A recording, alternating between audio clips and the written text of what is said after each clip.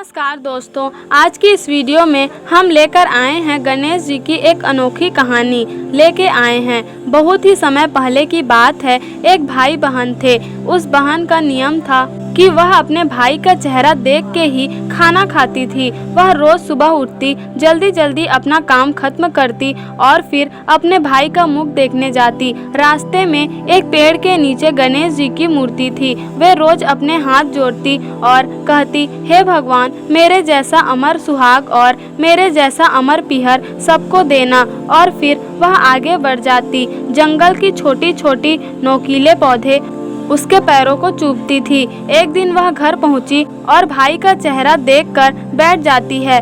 फिर वहां उसकी भाभी आती है और कहती है कि भाभी जी, पैरों में क्या हुआ है? वो कहती है, रास्ते में झाड़ों के कांटे चुभ गए।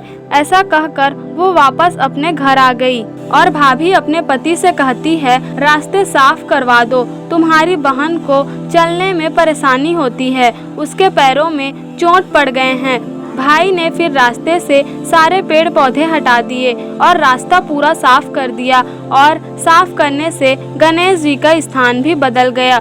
ये देखकर भगवान रुष्ट हो गए और उसके प्राण हर लिए। और जब उसे अंतिम संस्कार के लिए ले जाने लगे तो भाभी रोती हुई बोली, रुक जाओ, मेरी ननंद अभी आती होगी, उसका भाई का मुख देखने का नियम है। तो लोग बोले, आज तो देख लेगी, लेकिन फिर कल कैसे करेगी? अब बहन रोज की तरह अपने भाई का चेहरा देखने के लिए निकली तो जंगल में पहुंचते ही देखती है कि सारा रास्ता साफ किए हुए हैं।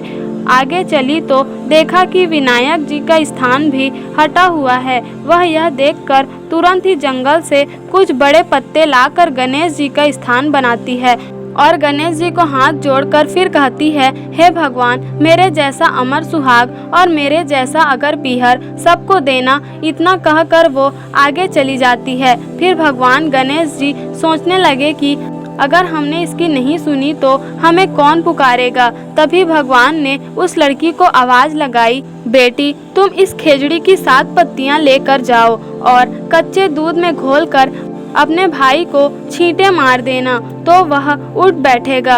इतना सुनकर वह पीछे मुड़कर देखती है तो वहाँ कोई नहीं था, पर उसने सोचा, जैसा सुना है वैसा कर लेती हूँ। वो 7 पत्तियां लेकर अपने घर पहुँची तो देखा वहाँ कई लोग बैठे हुए हैं। भाभी रो रही है, वहाँ भैया की लाश रखी हुई है।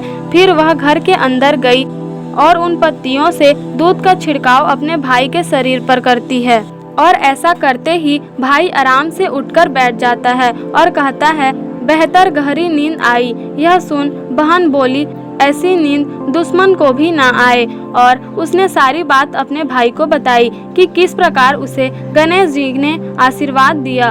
दोस्तों, आशा करती हूँ यह छोटी सी कहानी आपको ज़रूर ही पसंद आई होगी। अगर इसी तरह की वीडियोस आपको और आगे भी देखनी है तो वीडियो को लाइक और चैनल को सब्सक्राइब जरूर ही कर दें।